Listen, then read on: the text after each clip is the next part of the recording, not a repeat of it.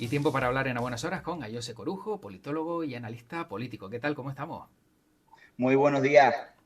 Bueno, encantado de saludarte porque no habíamos hablado, creo, ¿no? Si no me equivoco, no habíamos tenido oportunidad de charlar y, bueno, darte las gracias también por intervenir el día de hoy con una resaca, entiendo, ¿no? De la jornada de ayer que habrá habido tiempo de observar en profundidad lo que ocurrió. Bueno, yo diría que una resaca. Bueno, darte las gracias, José Luis, por la invitación. Sigo mucho el contenido que subes a las redes y creo que es un contenido pues con una alta calidad de análisis, ¿no?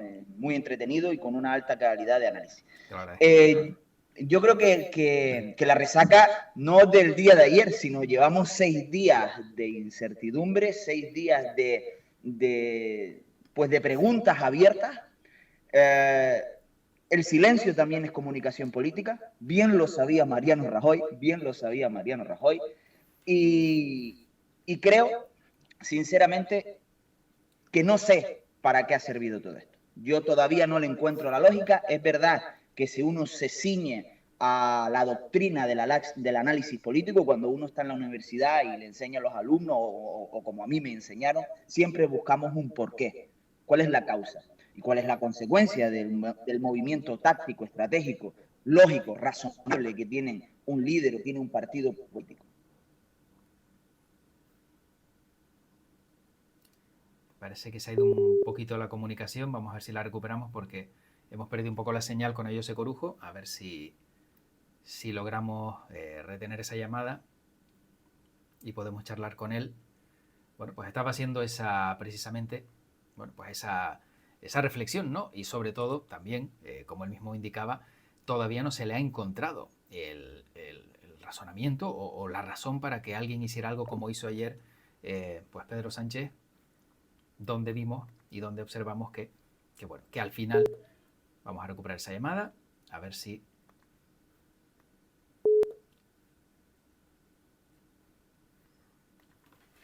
vamos a ver si ahora se ha ido un segundo la comunicación, a ver si logramos otra vez recuperar a José Corujo. Pues parece Vale. que hubo un problema, ¿no? Sí, sí, se fue un momento la conexión, sí, y enseguida pues eso, digo, bueno, nada, aproveché yo un segundo para hacer ese impasse, ¿no? En lo que estabas comentando, pero bueno, ahora que te vemos otra vez nuevamente por aquí, estabas justo hablando de lo que estaba ocurriendo el día de ayer y que todavía no se había encontrado, pues, razón alguna, ¿no? Para llegar a ese punto, porque, yo sé, era una jugada muy peligrosa teniendo en cuenta que estamos ya en campaña de las elecciones catalanas y también en el futuro están las elecciones europeas. Y claro, uno piensa, ¿cómo alguien decide de repente a lo mejor me voy a marchar o voy a dimitir cuando hay 2 periodos electorales y puedes dejar a tu partido a la deriva?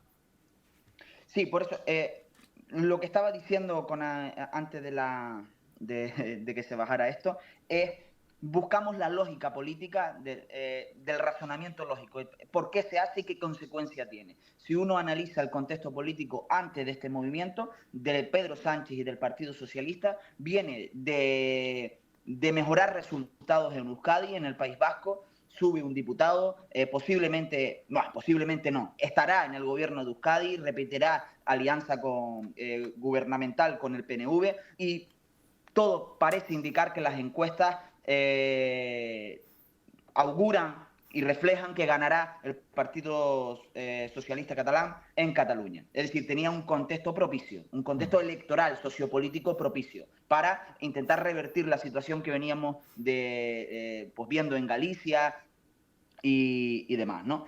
Y luego el contexto de Sánchez, pues la mayoría en el Congreso no estaba en peligro, no estaba en peligro. Es verdad que los movimientos tácticos de los partidos catalanes pues generan incertidumbre, pero tampoco se veían que estaban en la labor de romper ese bloque de la investidura, en tanto en cuanto está todavía la ley de amnistía pues en marcha, y eso también es una variable a tener en cuenta por los partidos catalanes. Entonces, la pregunta que yo hago es, ¿por qué?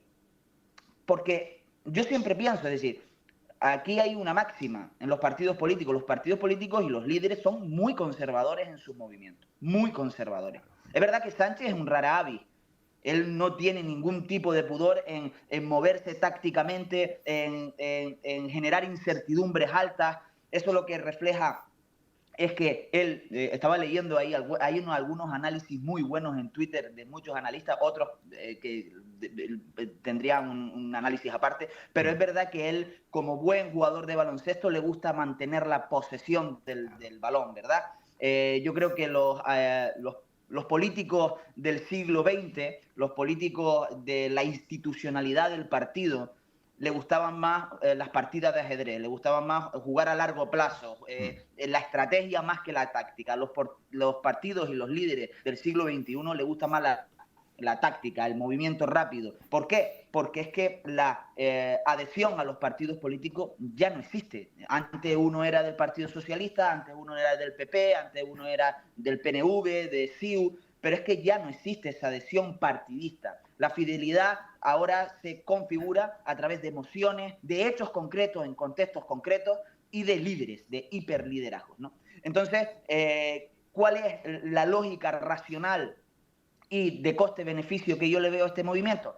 Que vuelve a tener la iniciativa política, claro, vuelve a tener el control de la agenda política. Si antes estábamos hablando, hace una semana, de las catalanas, de si Puigdemont, que si qué configuración de las elecciones catalanas tendría un Puigdemont haciendo campaña, si eso afectaría al bloque de investidura. Ahora estamos hablando de la desinformación, de los bulos y de esa cierta emocionalidad que tiene Sánchez, porque es verdad que Sánchez se le ha construido y él también se ha dejado construir un perfil de hombre que no tiene sentimientos, de hombre que se mueve por la lógica puramente política, y hemos visto en estos 5 días pues una empatía hacia Sánchez, porque claro, esto lo sabemos muy bien lo que nos dedicamos a la comunicación política en los discursos, la emocionalidad que quieres darle a tu discurso, porque la empatía es muy importante, claro, y el factor moral. A que nadie se le ocurriría pensar, o no pensar en este caso, que el defender a su familia es legítimo y moral. Claro. Pues evidentemente sí, ¿no? Entonces tenemos una cierta empatía sobre Sánchez en este discurso de que, oye, si tú estás defendiendo a tu familia, como yo también lo haría, pues te reconozco esa valentía, ¿no? Efectivamente. Bueno, por aquí saludan en el chat de Twitch. Martín King saluda, buenos días, y también Wisma hace una reflexión, dice: la consecuencia es el debate paralelo, el debate sobre qué tipo de política queremos basada en los bulos o en propuestas de gestión de normativas, etcétera. Y claro, ahora también se abre la puerta o se abre un debate donde se ha puesto, no digo en tela de juicio, pero sí se ha nombrado, se ha mentado a la justicia y los medios de comunicación, y algunos empiezan a temer que sean los siguientes señalados y que se derive todo el peso de todo lo que está ocurriendo en ellos, y que a lo mejor pues esto alivie un poco también la tensión de cualquier circunstancia adversa que le pueda sobrevenir tanto al PSOE como a su candidato o a sus líderes. Sí, vamos a ver. En todo este relato que ha construido Sánchez necesitamos un antagónico, necesitamos tener un adversario. Necesitamos construir ese adversario. ¿Para qué? Para visualizárselo a la gente, a la ciudadanía.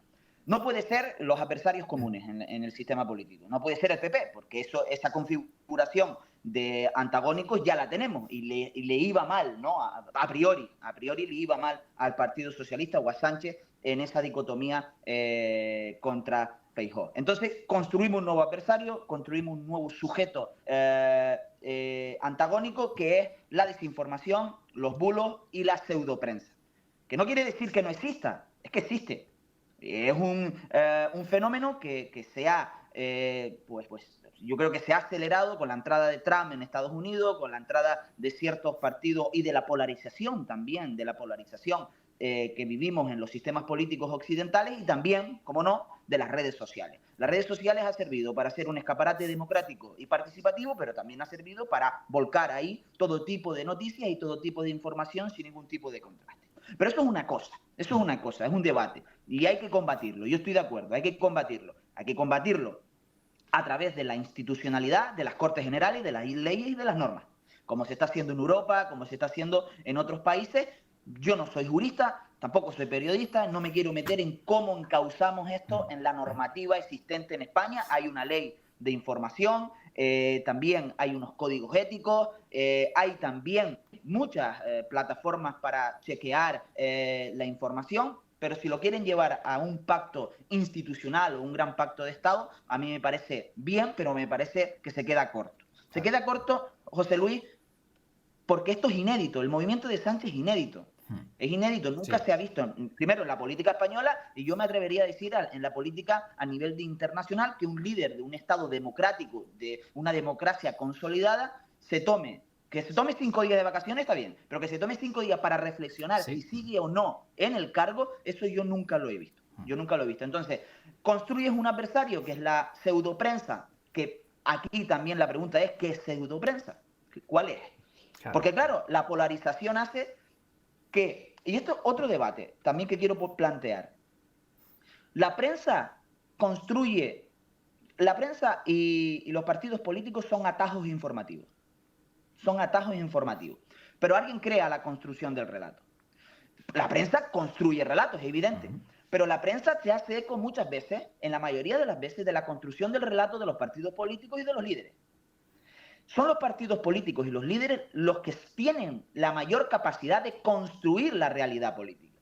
Y luego, a través de los medios y a través de diferentes actores mediáticos, se hace una elaboración corta y que sea consumible para la opinión pública generalista, y esta es la opinión que tenemos y que podemos ver en las radios, oír en las radios, podemos ver en las teles, porque son atajos informativos. Pero aquí también el debate está en qué tipo de información y qué tipo de relato construyen los partidos políticos. Claro. Porque está bien cuando no me beneficia a mí, ¿no? Ese debate. Es un... Sí, como dices tú, bueno, es algo que en lo que se profundiza y es cierto que también destacabas algo importante, ¿no? Eso de tomarse 5 días para, bueno, pues para reflexionar. Si no se los tomó James Cameron, en este caso, David Cameron, perdón, James Cameron, el director, exactamente, si no se los tomó el primer ministro británico cuando decidió dejar el cargo por haberse, bueno, pues lanzado a por el Brexit y al final le salió, entre comillas, el tiro por la culata y se estuvo, bueno, en algo tan destacado, de un momento para otro, nos cogió a todos por sorpresa. Claro, en situaciones como estas es como, ¿qué ha pasado? 5 días, no 1, no 2, no 3, sino 5, es como casi una semana entera donde esa reflexión a lo mejor lo que ha ganado, como tú bien indicas, es, pues bueno, marco relato durante 5 días se habla de mí, pero es que a posteriori va a haber otros 5 días donde también se hable de mí. Así que ha ganado 10 días en unas elecciones también, entiendo, catalanas, que yo no sé si esto le va a repercutir de manera negativa, porque algunos piensan que, bueno, a lo mejor el efecto sorpresa de Pedro Sánchez disruptivo no se dio con la decisión de ayer. Yo quiero plantear 2 cuestiones sobre esto.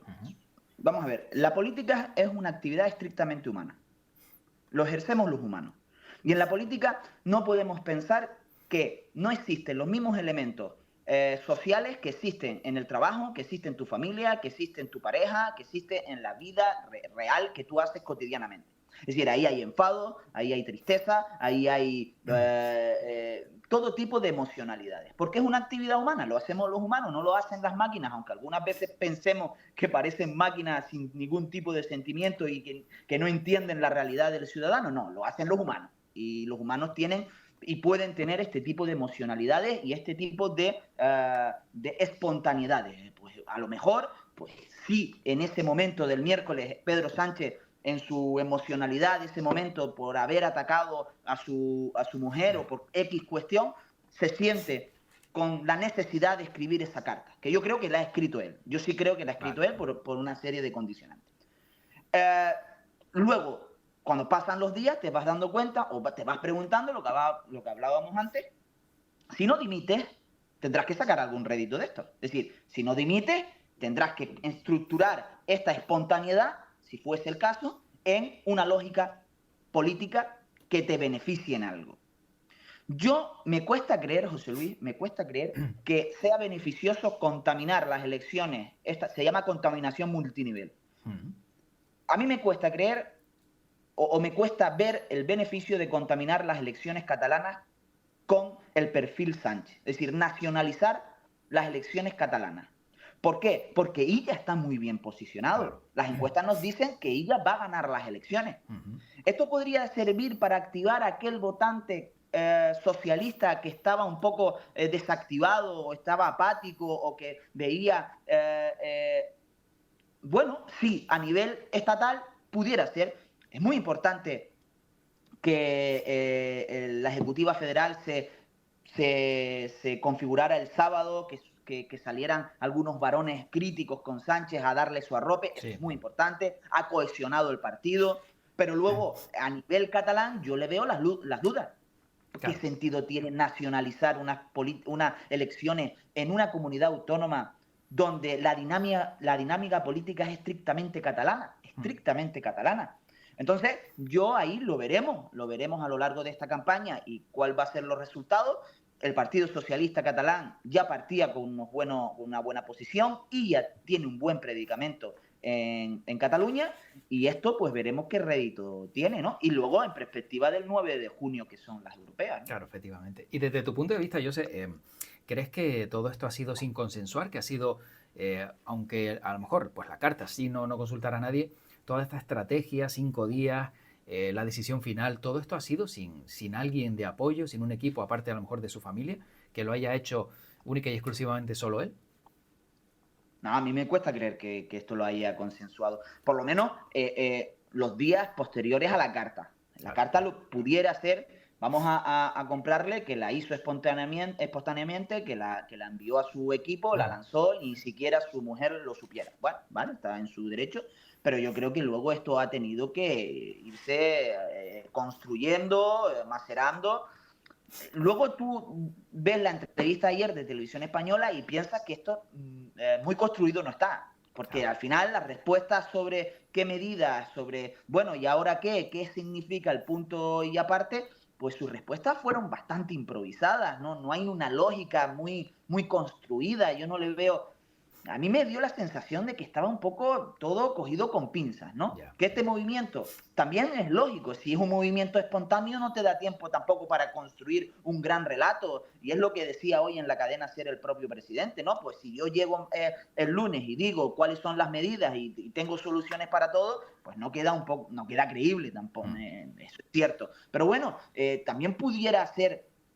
No sé, a mí me faltó como, bueno, pues un gran pacto de Estado, pues llevaremos este debate al Congreso, pues, oye, hay políticas comparadas en Bruselas, en Gran Bretaña, en donde fuere, que nos indican cómo podemos encauzar este debate, pero hace generalidades, habla del consenso, de la regeneración democrática, que es un concepto que viene del año 2011 con las movilizaciones del 11M, no nos representan, regeneración democrática, y sabemos todo en qué acabó. No estamos en una ola tampoco de grandes movilizaciones, ni siquiera las encuestas nos indican que en los principales problemas sociopolíticos, porque otra cosa son los egotrópicos, ¿no?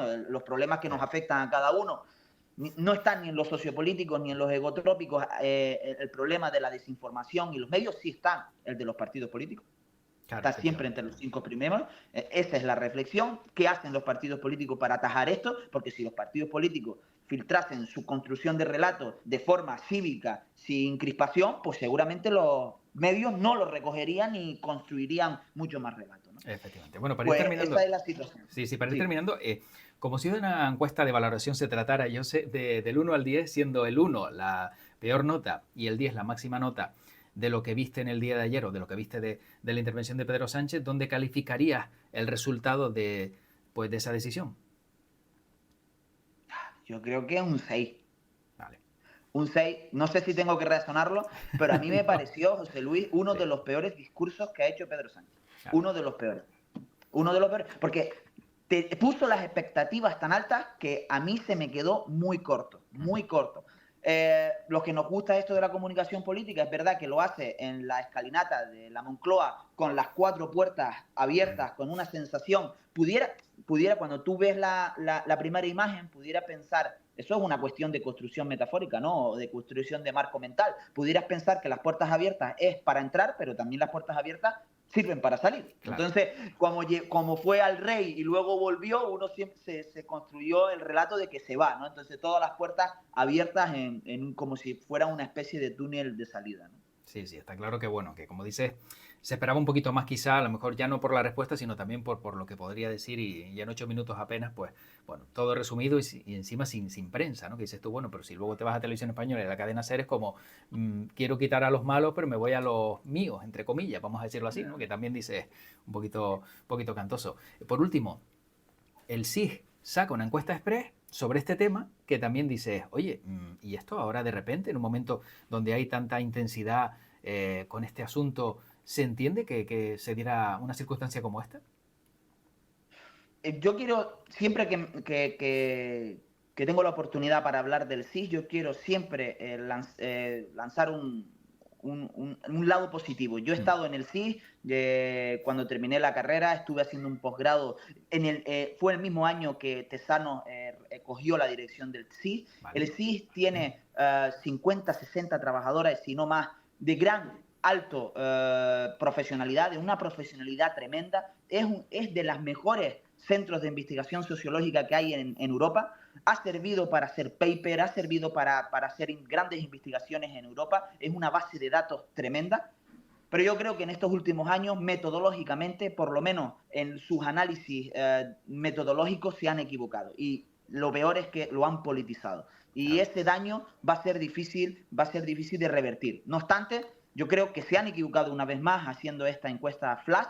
Por cierto, porque no sirve para nada, porque lo que te habrán contestado la ciudadanía o la muestra ese jueves de la semana pasada ya no vale. Claro. Ya no vale, porque es una fotografía de ese momento que habrá cambiado seguramente, bueno, de grandes rasgos, ¿no? Entonces yo creo que se han equivocado. Las preguntas y el cuestionario yo creo que es impropio para una institución como el CIS.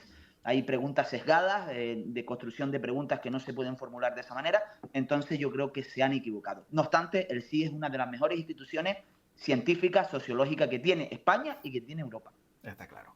Bueno, terminamos. José, hay una sección en el programa que se llama El Quejómetro, donde el invitado tiene oportunidad de quejarse de lo que quiera. Ya puede ser personal, profesional, cualquier queja que le venga en gana. Así que, ¿cuál es la queja de José Corujo? Mi queja, yo creo que lo tengo claro. Es decir, estamos hablando de un problema que es un problema para la democracia, pero no es un problema para la ciudadanía. La ciudadanía se merece que el debate político sea de altura, que hable de los problemas reales que tiene la ciudadanía. Estamos hablando de la inflación, estamos hablando del paro, del combustible, etc, etc. Esto es un problema que invita a llevarlo a los cauces democráticos y que los partidos tienen que legislar y tienen que consensuar qué hacemos con cómo filtramos todo este espacio mediático y que es democrático, pero que también puede generar ciertas contradicciones, pero lo tienen que debatir en el Congreso de los Diputados. La gente necesita certidumbre, necesita orden y necesita que se le solucionen los problemas cotidianos.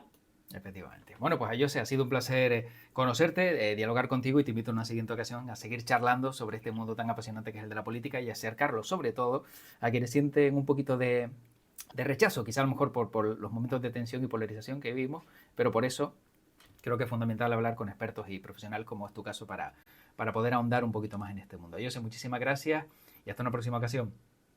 Muchas gracias, buenos días. Hasta luego, gracias, chao.